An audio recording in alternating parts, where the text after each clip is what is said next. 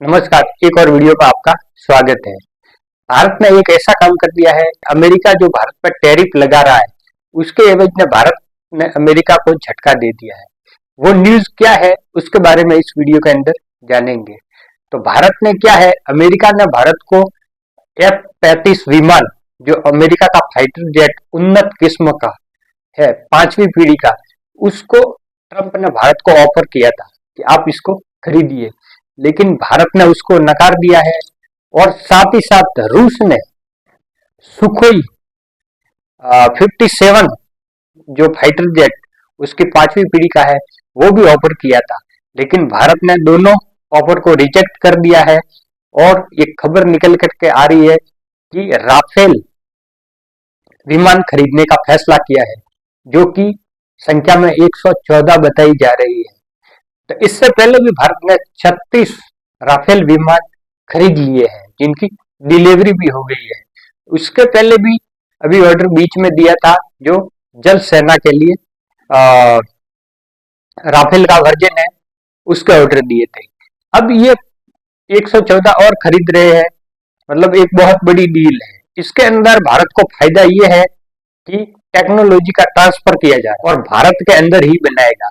भारत जो Rafale Dassault aviation company बनाती है उसने, और भारत की अनिल अंबानी की एक कंपनी ने टाई अप किया है, वो भारत में मिल करके यहाँ पर राफेल को बनाएंगे और टेक्नोलॉजी ट्रांसफर होगी। भारत के जो स्वदेशी निर्मित रडार सिस्टम है वो भी इसके अंदर लगेगा, और भी जो मिसाइलें हैं वो भी उनके अंदर लगेगी। इस तरह से भारत और फ्रांस मिल करके ये विमान पूरी तरह से भारत के अंदर ही बनाएंगे, और भविष्य में भारत इनका अपने वायुसेना और जल सेना के लिए उपयोग में करेगा और दूसरे देशों को बेचेगा भी। जैसे कि भारत और रूस ने ब्रह्मोस मिसाइल मिल करके बनाई थी, अभी ब्रह्मोस मिसाइल भारत के अंदर ही बन रही है।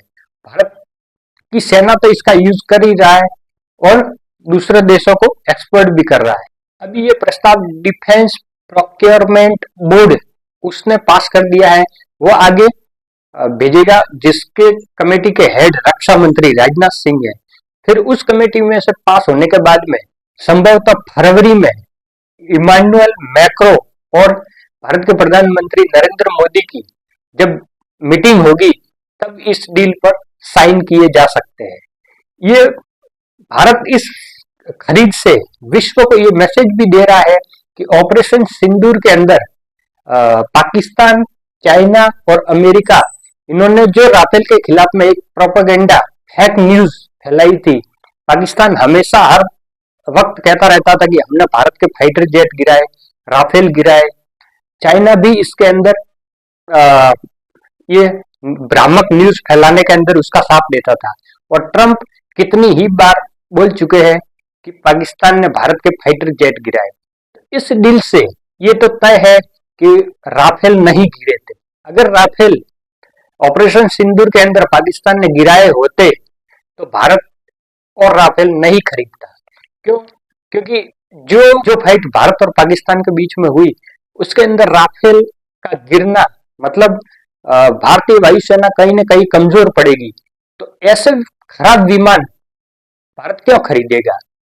तो इससे ये इनका झूठ भी उजागर हो गया, क्योंकि पाकिस्तान ने कोई भारत के राफेल नहीं गिराए थे। इसीलिए इतने बड़ी क्वांटिटी में 114 राफेल भारत खरीद रहा है और वो यहीं पे बनाएंगे। मतलब 36 राफेल की कीमत भी इतनी ज्यादा थी, तो 114 की कीमत कितनी होगी?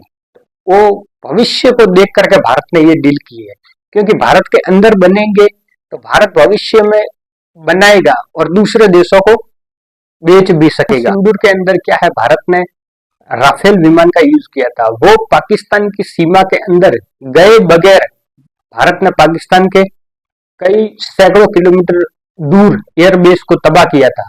वो जो मिसाइलें दागी गई थी वो राफेल से ही दागी है कि अपने वायु क्षेत्र में उड़ करके भी वो हजारों किलोमीटर दूर मिसाइल को दाग सकता है। इसके अंदर ये खासियत उसको एडवांस वर्जन बनाता है। राफेल 2.5 जनरेशन का विमान है। विमान की भी एक जनरेशन होती है, जैसे कि अभी विश्व में सबसे उन्नत तकनीकी है वो 5 जनरेशन है, तो ये एक उससे थोड़ा नीचे है 4.5 का। इसकी स्पीड आवाज की गति से दोगुनी है और ये हवा में रिफ्यूलिंग कर सकता है और इससे परमाणु मिसाइल भी दाग सकता है भारत। तो हर तरह से भारत की सेना के लिए एक